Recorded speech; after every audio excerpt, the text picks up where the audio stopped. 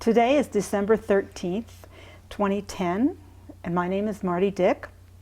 I'm interviewing Henry Ballard, who lives in Sunshine Canyon and who was involved in the Sunshine Fire. This interview is being recorded for Maria Rogers' oral history program, and it's being filmed by Megan Bose. Welcome, Henry. Thank you. Can you give us a little background to start with? Where do you live now? I live at 170 Misty Vale. It's a little subdivision in Sunshine Canyon, or since Sunshine Canyon isn't a canyon, it's in Sunshine. There used to be 10 houses there. It was built in the 1960s. As a result of the fire, there are about 5 houses there now. So that's the sort of direction we're headed. And we'll see what happens in the next year or two. How long have you lived there? I've lived there since 1980. And the houses were built around? In the 60s. Everyone has modified their house.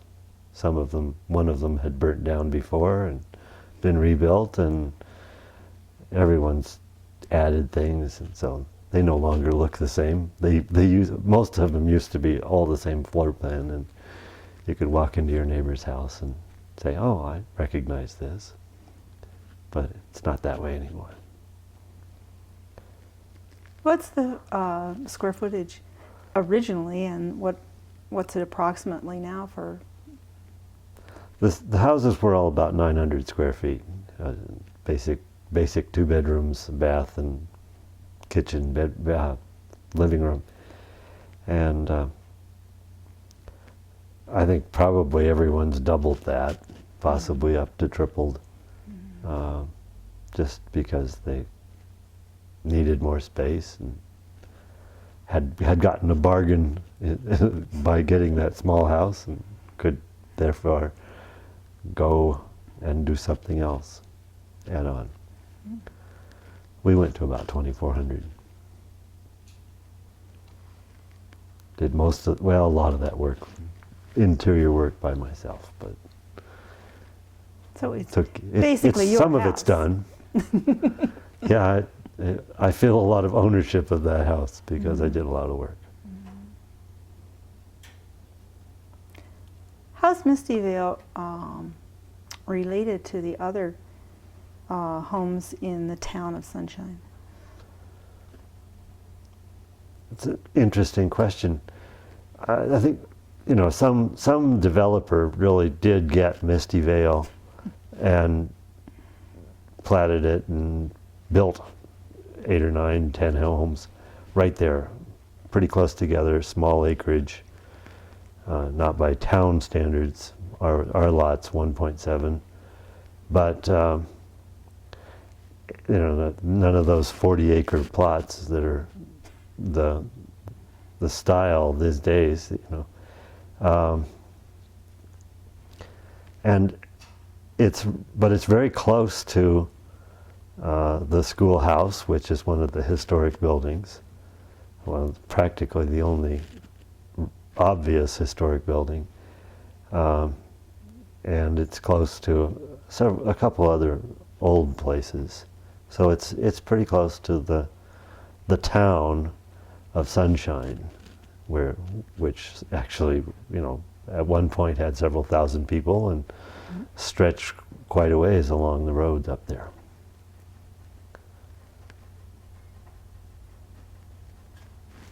How many houses are there altogether in the town of Sunshine, and including Misty Vale, a year ago?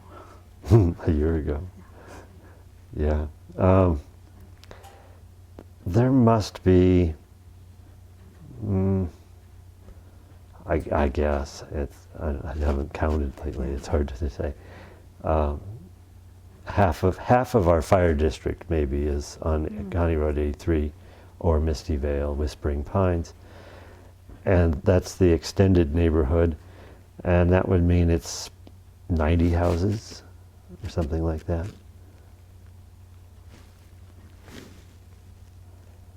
And of course, a bunch of them are gone. How I many don't are, know. how many are gone?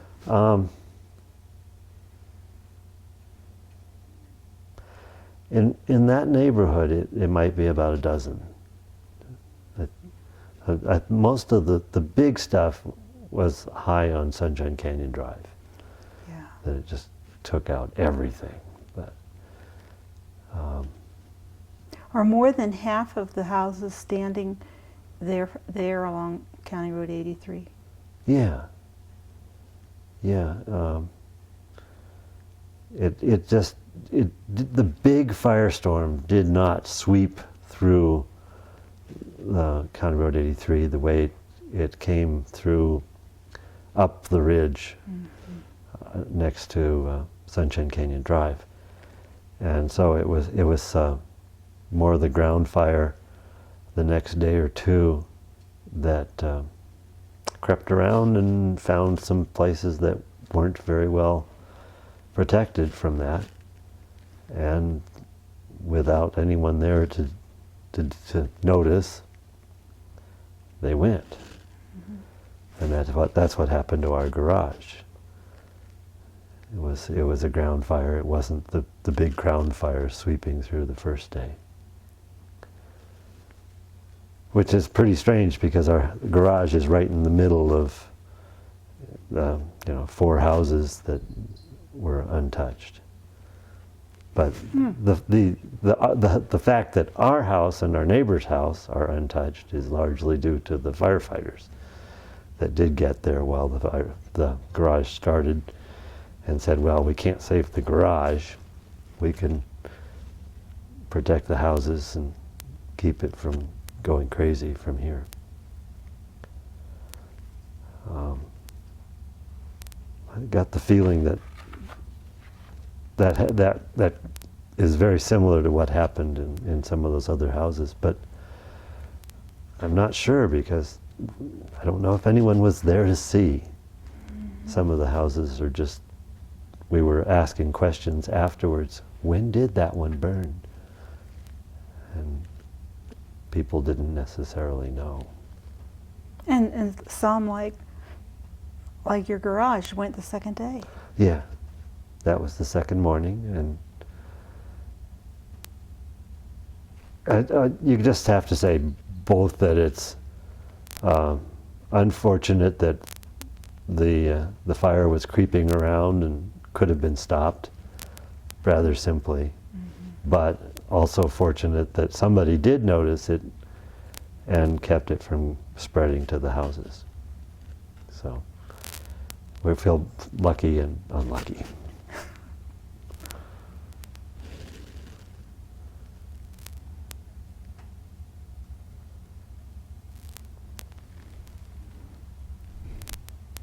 When did you start getting involved with the Sunshine Canyon Fire Department?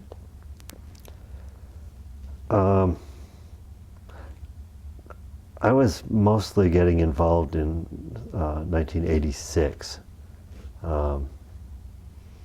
The real involvement was when the treasurer on the board of directors resigned and twisted my arm to replace her.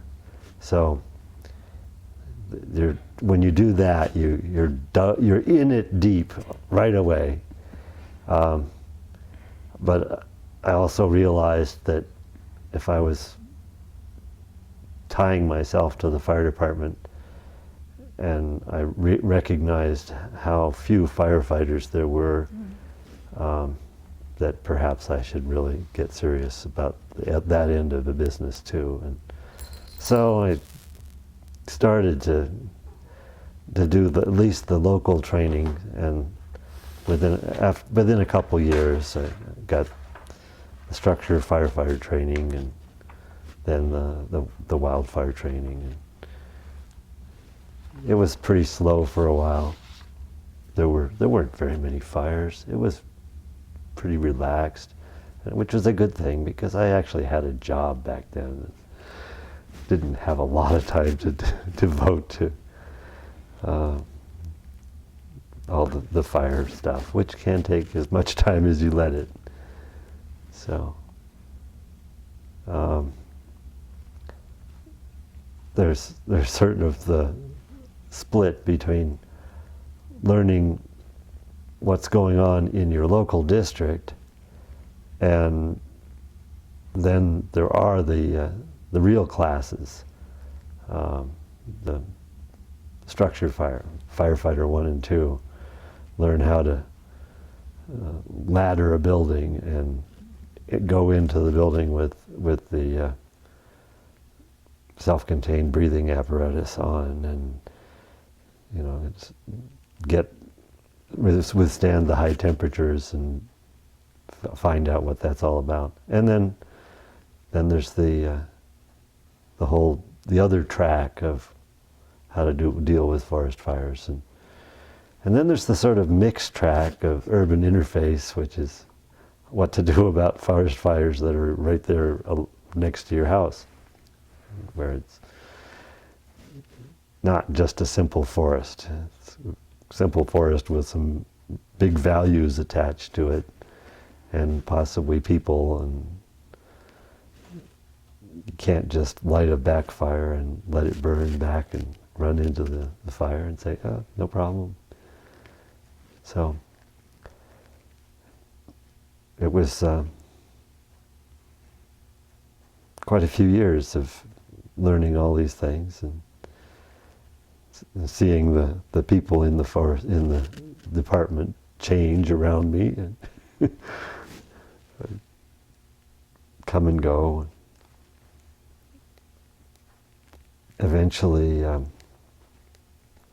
I retired and was able to say, well, there were some more bigger opportunities as far as forest fire. We started to talk about sending a truck with crew out of district. This is just something that happens through the Northern Region Dispatch in Fort Collins or something, in the Forest Service, and all the forest fire. They try to coordinate all the resources so that when they need a big response, they know where all the people that are willing to come are. And our chief, in about 10 years ago, was very interested in doing that, and so he was getting people to sign up and say, oh yeah, we'll go, or we could be available. Maybe we'd split the 2-week shift and go out I'd go out for a week if you'll go out for a week. We play games like that. But he also wanted to try to train up more engine bosses, because he was the only engine boss we had. And you have to have an engine boss if you're going to send an engine. Oh boy. Well, I thought, well, if they're willing to train me, I can try to be there for all this training and engine boss training. I mean, you got to do squad boss first, and that's not too bad. But they're all these task books that are a list of do this, do this, do this, and some of it is do this on a real fire. So you can't just do it and have somebody watching you. You have to go out on a real fire and do the job where it's under some sort of pressure, and demonstrate that you can really do it when it counts. So you have to wait for fires. That complicates things terribly. And you have to wait for fires that happen when you're available to go out and respond and stay out on them.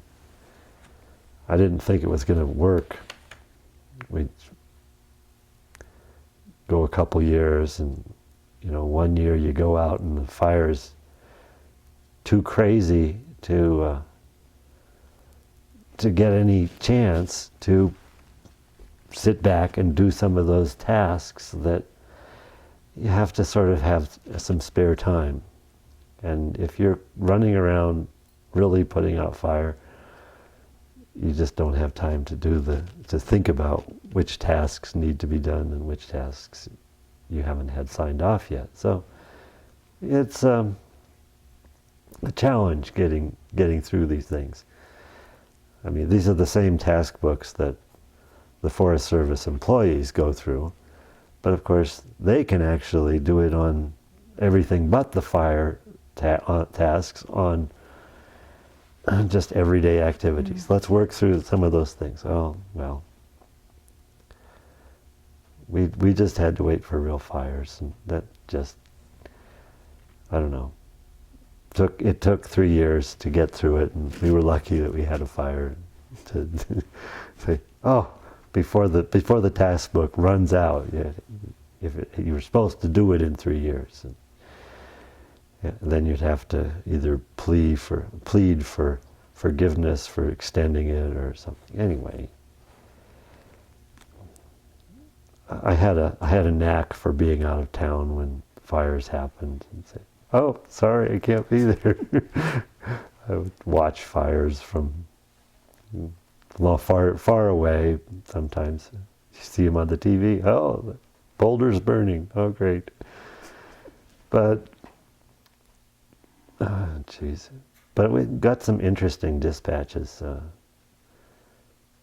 Went to western Colorado and up to Montana and to South Dakota. South Dakota fire, I was able to act as an engine boss trainee and pretty much do everything. So we were able to finish up the task book, and of course the next year I took the whole summer off, so I couldn't do anything. But oh well, just can't be totally serious about this stuff. Are there particular tasks that you recall specifically as memorable in your training as a engine boss? You've mentioned a task book. Can you give us a bit of an idea? What's in it? What's in this task book anyway?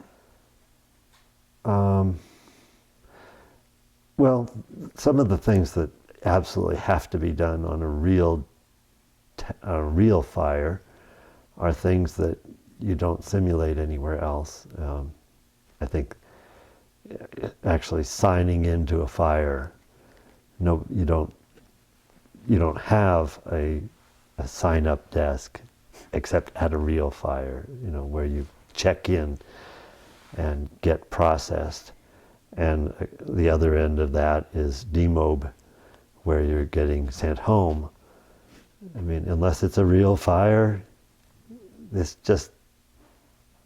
no simulating it. Mm-hmm. And so you just have to find a real fire.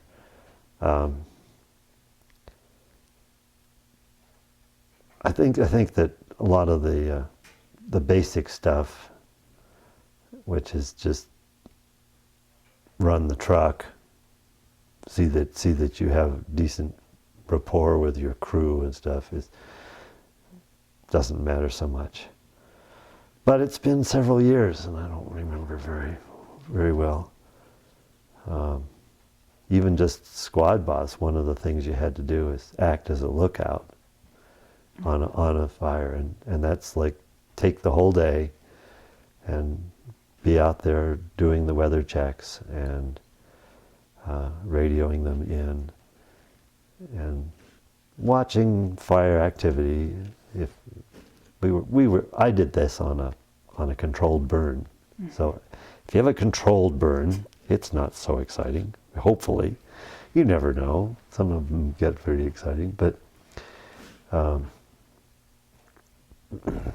you do try to still watch what the fire's doing and make sure that you're looking at the whole thing and not overseeing something or not overlooking something that other people have managed to let happen.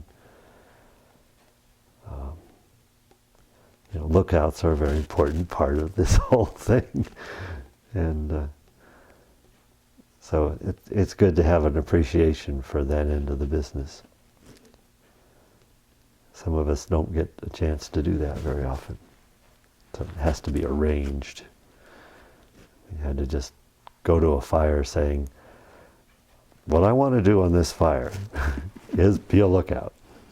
And they say, okay, be a lookout, and go do it. So. And then you're able to check that off in your Yeah, task book. yeah. Somebody, in all cases, somebody, your superior on the fire, has to sign off, say that you did this job, and maybe, give a time and date, just to say that this happened. You're not doing it. You don't get to check things off by yourself. So, darn.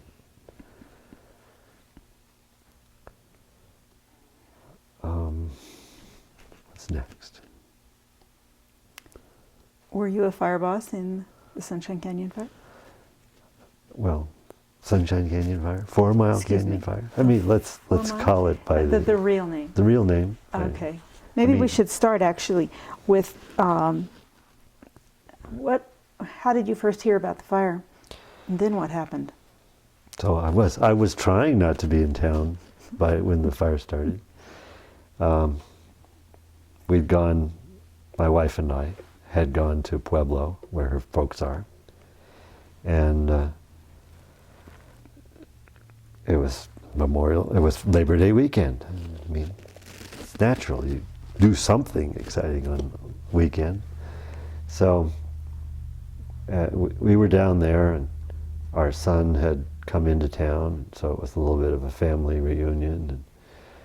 And, but my wife's brother knew where we were, and he's a fireman, and he stays in touch with all this stuff. So when he saw it, I think on the news, he called us and said, have you guys, you're not aware? There's a big fire just west of Boulder. I think it's up close to you. And we said, oh, thanks, and started to try to find out what we could. And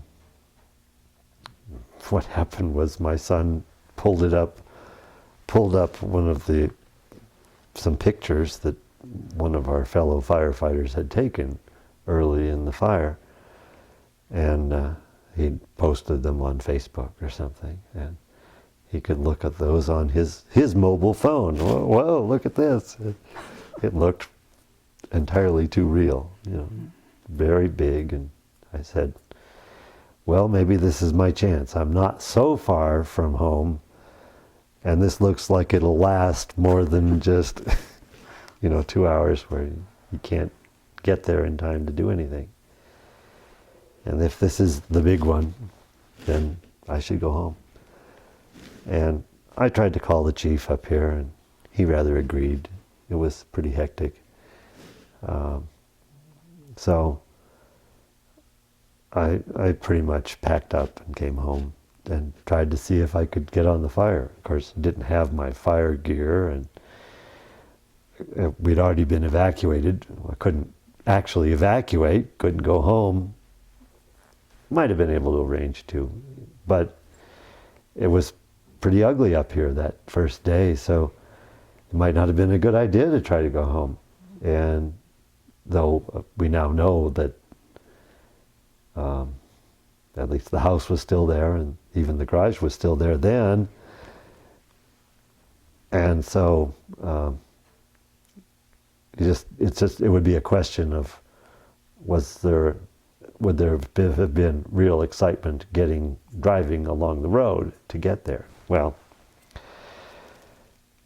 I got to Boulder and at least sort of checked in with the evacuation people to tell them that we weren't in the house and we were out, and we weren't anyone to worry about. And then I went to some friends and tried to make telephone calls and find out what I could do. And I finally found out that they were having a meeting of firefighters at the Boulder Mountain Lodge over in the 4 Mile district. And we do training with them and everything, so that's a familiar place to go, and I knew I'd find people there that would have ideas if I could just get there. And so I talked to the chief. Oh yeah, just show him your red card and whatever you can, and we'll try to tell them to expect you at the roadblock. And so I was able to talk my way through the roadblock to drive up Boulder Canyon and get to the Boulder Mountain Lodge, where I was able to find somebody that had extra fire gear that I could borrow, and I was also able to try to drive home, but when I got up to Bald Mountain, I was stopped by the firefighters that said, "Yeah, we're not sure it's good up there. It's not. It might not be a good time to go there." They didn't know if my house was there, and they didn't want me going up there alone, or in their company, or anything at that point. So I said, "Okay." Just drove back out, and at least had a plan for the morning.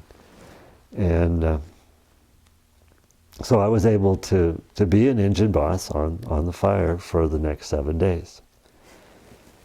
And 7 days of being on fire means 14 or 16-hour days every day. Report to the briefing at 6 o'clock in the morning, and do it, work until whenever they let you off, which is usually 8 or 9 o'clock at night. And somewhere in between, try to get some food and sleep in order to be ready for the next day. Now, what we did, well, the excitement was mostly over. I got to watch my garage burn, at least the last little bit. They let us back into our own district. It makes sense to put people in the area they know, and where they can help the other people that don't know the area. So I was up in the upper end. We were actually just off of Sunshine District. We were up at the Snowbound Mine for a few minutes, checking things, but that's close enough to home that it's very familiar. And got to look around up there and slow down some fire. And we were going to work our way down the road, checking each dwelling to make sure that if a dwelling was still there, that it looked like it was going to stay there. It wasn't fire threatening it imminently. And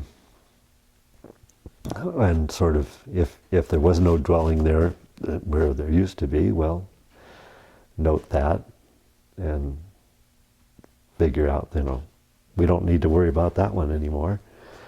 It was quite the tour to drive up there and say, things are gone, first sight. You're driving up Sunshine Canyon Drive. Did you start from Boulder and drive up Sunshine Canyon Drive? Yeah. So we're doing the usual drive towards home. Mm-hmm. And at that point, when you hit Bald Mountain, you go across the red pavement where the slurry had stopped the fire there. At least that's the way it looks. And then you're in the black zone. And boy, is that a dramatic change. Well, so we were working our way down Sunshine Canyon Drive, and I got the call on the radio that said we could use some help, some water support at the end of Misty Vale. And I said, oh, now I get to go see what's going on at home. And so we moseyed off in that direction. Nothing is high priority right now. I mean, if they'd said rush, we could have rushed, but they didn't say anything in particular. They just, this is the next assignment. drop what you're doing and proceed in this direction. But on the way down, the other Sunshine engine that was right there came up the road, stopped, and waved us down, came over. And the guy who was working as engine boss there came over to talk to me and said, well, your house is okay, but your garage is gone. And so he told me enough, so I was prepared for what I was going to see when they came around the corner. And that was good. I don't know, it's just good to be prepared. Who was telling you where to go, what to do? Since you were local people on the two engines that were up there. Well, we had, it may have changed somewhat from one day to the next in the fire, because they shuffle the organization around. And when they went from a state fire to a federal fire, then they get a whole new team. But that's mostly at the top level, and a lot of the people that were in the operations structure were still local people. So as an engine boss, I was reporting to a strike team, a task force leader. There are strike teams, and there are task forces. And in this case, we had a task force leader, and that was our former chief, Eric Bader, who was acting as the task force leader. And so he was our normal contact on the radio. And he was probably driving around looking at what needed to be done, getting reports from the other engines that were in the area, deciding who goes where, who does what next. And then reporting to his boss, which would be the division supervisor. And I don't know who that was offhand, to tell them what was going on. But that's part of the incident command structure from the engine boss's point of view. And it goes up there into the sky, and there's more people up there than how many levels. I mean, we have a task force leader, a division leader, and then there's a branch. And we were in, there could be a branch, there could be a division. We were in Division G, and that's about enough. There were about 8 divisions on the fire, and that's usually a geographical separation of a fire into a bunch of different areas, so that they're just large enough that you say, well, we can't have one person running the whole thing. That's just too much. So we'll have a bunch of divisions and hand each division off to somebody. About how many people were involved? Well, you had eight divisions, you said, and how many people in each of those at max, I guess? Well, there's no each of them. Some of them are pretty small divisions, and there was a division that was the utility division. That was a group that was accompanying the XL people into the fires areas. That whenever they needed to work on power lines, and so that's a small division. But our division probably had 20 engines, and probably, I don't know, 3 or 4 hand crews. And so the hand crew is usually about 20 people. So there you have 80 people and you have 2 or 3 or 4 people on every truck, and so that might have been another 75 or 80 people, that just one division. And you know, I think there were 1,000 people on the fire when at the peak. So, you know, I didn't get to sit back and read the paper, and I don't think they really told us at the briefing. It's just, but you can sort of add up the numbers on the document that they do hand out, the incident action plan, and it goes on and on and on. So, a lot of people out there. How many trucks do you think it total? 100 trucks. Yeah. Coming from as far away as? Well, I know that there was a water tender crew that we worked with that was from Reno,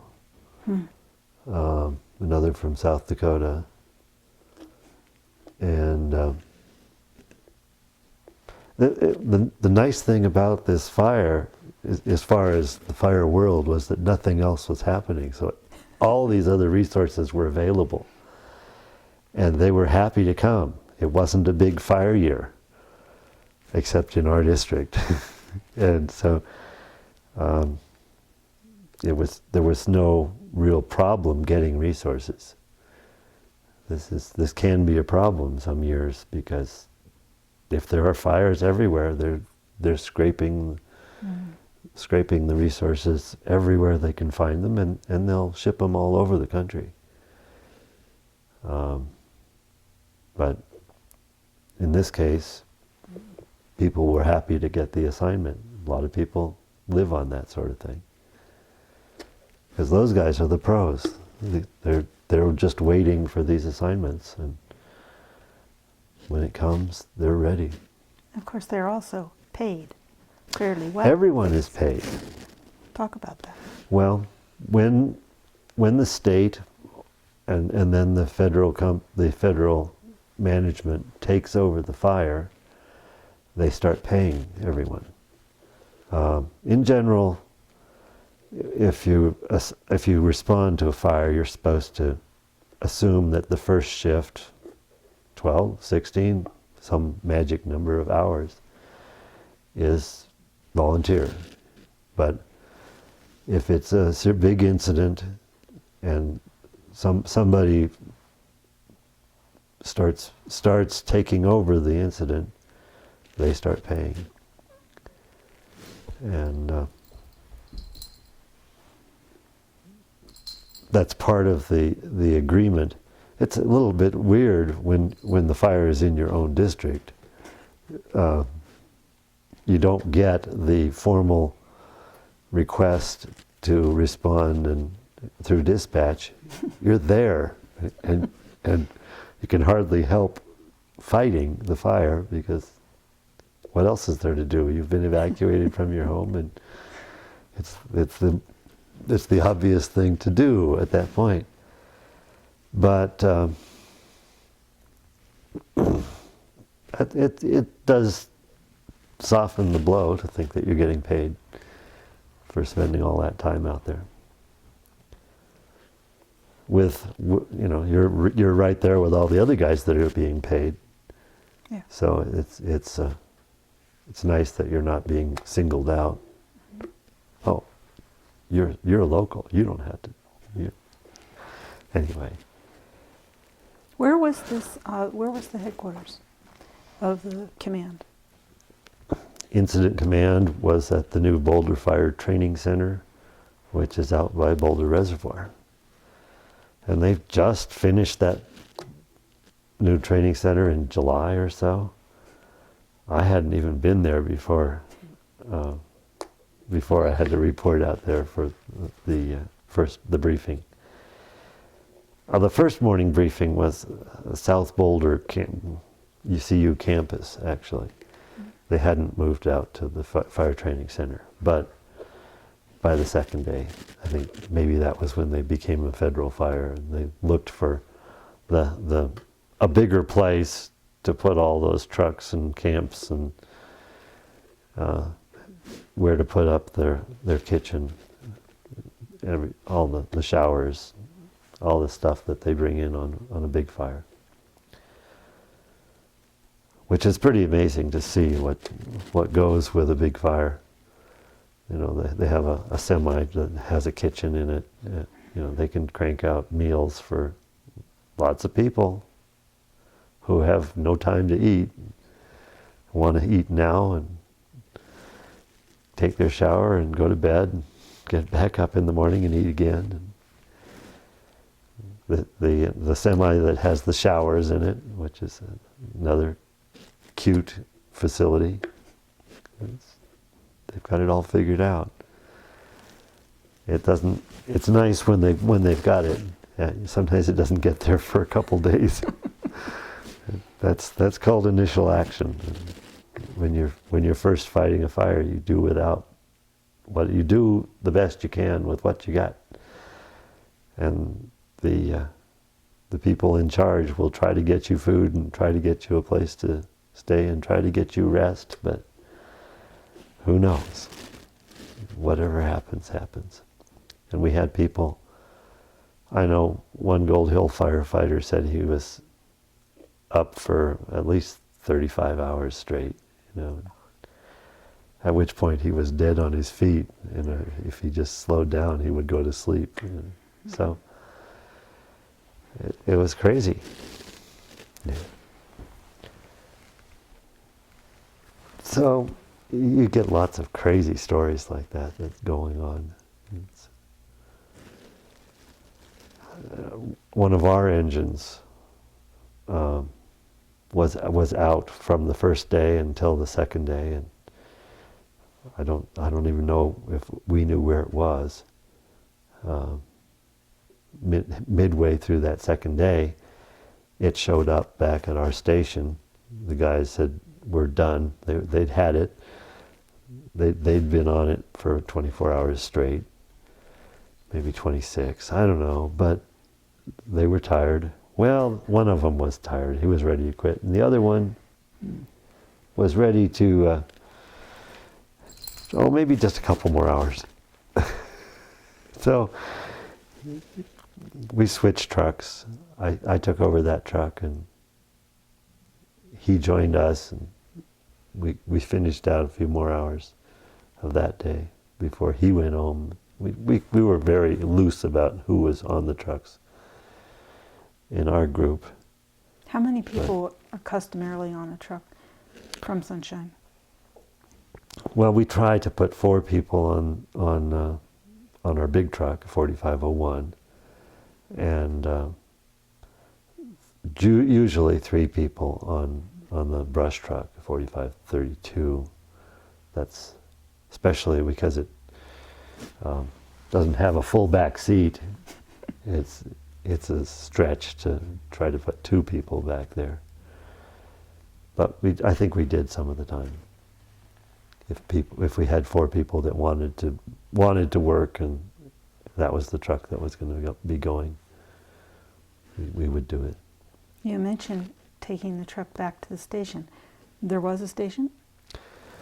That was pretty interesting.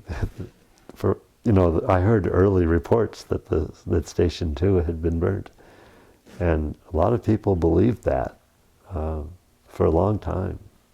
So it was interesting to go up there and say, "Oh, the station's fine."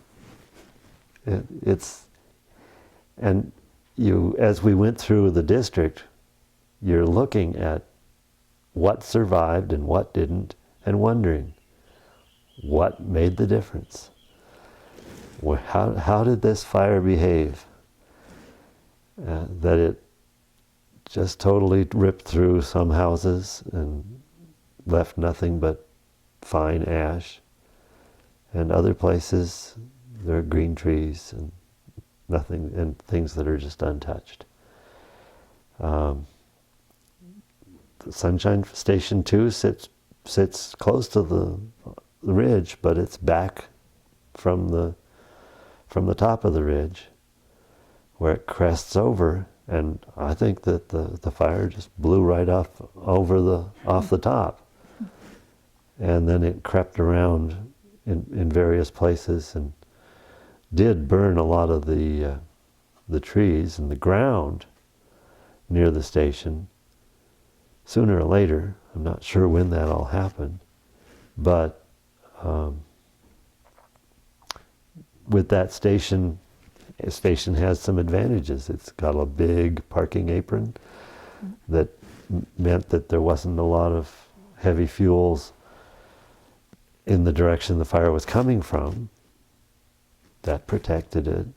And it's well mitigated around the station, and it's built stucco finish, so it's not very flammable. It doesn't have big windows to let a lot of heat into the building if there's a lot of heat just roaring past. Where some houses, we wouldn't be surprised if that allowed the inside of the house to start burning before the outside, just because so much radiation goes right through the windows, and carpeting or furniture gets too hot and just starts burning, and the house practically explodes. It was also particularly interesting that there was a second firehouse that didn't burn either. Well, it burned a couple of years ago, so that's good enough. Well, in the second firehouse, which was close to the Misty Vale area, was sort of in a green patch where things didn't burn so much. I mean, it's sort of surrounded by roads, which are nice fire breaks, and although one of the houses right across one of the roads from it burned, the other house that's right across the road didn't. And I think that was probably due to the efforts of some of the people who didn't evacuate and who were running around doing everything they could to save houses, to stop the fire. And they were successful in a lot of places. And I don't know how many of us have to thank them, except that one of them did see our garage going and went and grabbed the firefighters and said, "You can save those houses if you can just get down there and do it now." So you were among those people who were told indirectly by these folks who stayed in the fire area, go down there and save your community. Yeah, and they did a job that was undeniably useful. It's a little scary to have them out there in the fire area without the training to know what they're doing, but we're happy they didn't get hurt. We're really happy that nobody got hurt, seriously hurt in the whole fire. Certainly no one was killed, but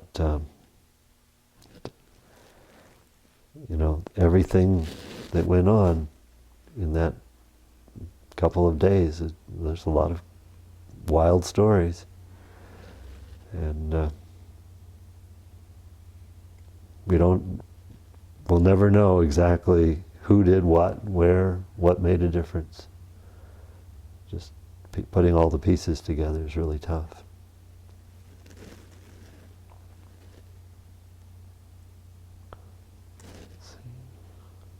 So when you and your engine and maybe another engine went down the Misty Vale the second day, what was it you found? Well, by the time I got there, the garage was just a heap of very hot stuff. It was no longer tall flames. It was very modest flames. But when the first guys got there, they could see that the garage was just starting to, was significantly involved, I think, but not huge yet. And what they needed to do was foam the house to protect it from burning, foam the neighbor's house to protect it from burning, and cool off the propane tank that's pretty close to the garage. It's the neighbor's propane tank. Got to cool that propane tank to keep it from venting and loosing a bunch of propane, which could cause lots of problems. And so they did a nice size up and figured out what to do there, and took care of that exposure, kept the garage fire from running over and burning our house.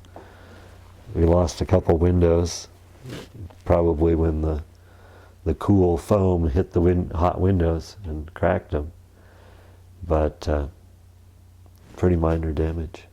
Not much smoke got in the house. We'd left it pretty closed up. Intentionally? Well, just... Well, you didn't even know. We didn't know, but we were gone, and we don't generally just leave a lot of windows open. Even early September, nights can be cool, so just close it up. And it's enough to open it during the day if you need it, but at night it will be. And we were going to be gone. We were gone Friday, Saturday, Sunday, I think, and probably going to be gone until Tuesday or Wednesday. I don't know. That's a long time ago. So you lost your garage, and you lost a lot of things in your garage. Still counting them. Yeah, it's a lot of things. I think I'm up to 1,100 something things. Some of those are multiple things, but yeah, it's pretty amazing what can be in a garage, and we'd been collecting it for 30 plus years. Some of those things were just tool things, woodworking tools, or work on the bike's tools and work on the car's tools. Some of them were inherited tools from family, so that there was a delightful item that was like a 50-foot long tape measure in a leather case that, instead of being marked off in inches and feet, it was marked in bricks, because it was owned by a mason who worked in bricks. Didn't need to know how many feet it was. He needed to know how many bricks long something was. And I don't know what value that had, but it was a neat memory. And you think of that and you say, it was a memory of the guy that used to own it. And we don't have very many things that he used to own. So it's gone. Leather case. There might have been a little brass winder on it that might have survived, but if so, I didn't recognize it in the rubble. And so it's just gone with all the rest of it.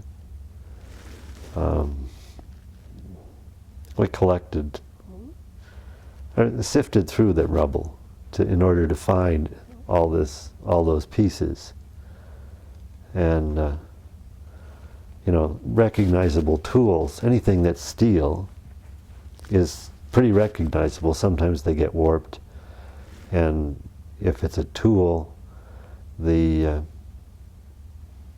probably won't hold an edge anymore, because the temper is ruined by the heat. And I can go back and test some of those things and see if they're any good, but in general you just assume that it's not. And so I sort of sort those out so I can put them on the inventory. And then all the other stuff, well, you know, like I had lots of nails of all sorts, screws of all sorts. Some of those we just threw in buckets and weighed them. Said, oh, we got 193 pounds of nails and other miscellaneous junk. I mean, it's just steel junk that just adds up. If I need to buy more nails by the pound, at least I'll have documentation that I had that many nails. So. You also had quite a few pairs of skis, I hear tell. Oh, we're still trying to figure that out. But when a ski burns up, you know, it's wood, it's fiberglass, plastic, all that stuff is gone. All that's left is the metal edges.